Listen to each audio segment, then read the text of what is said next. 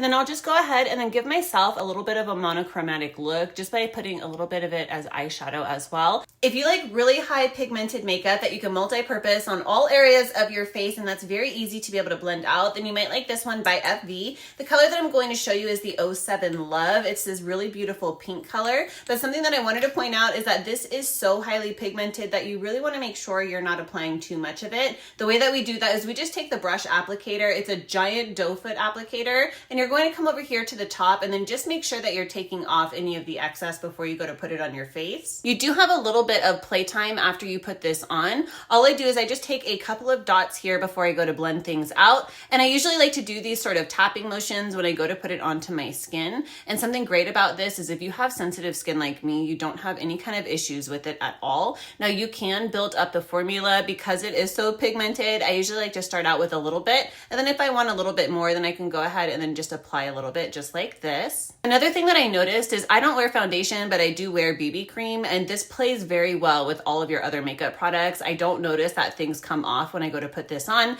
and I also don't get any of that pilling that sometimes happens when you mixed products. Another option that I like to do, especially if I want my lipstick to last all day long, is I'll come over here and I'll just apply a little bit of it to my lips as well.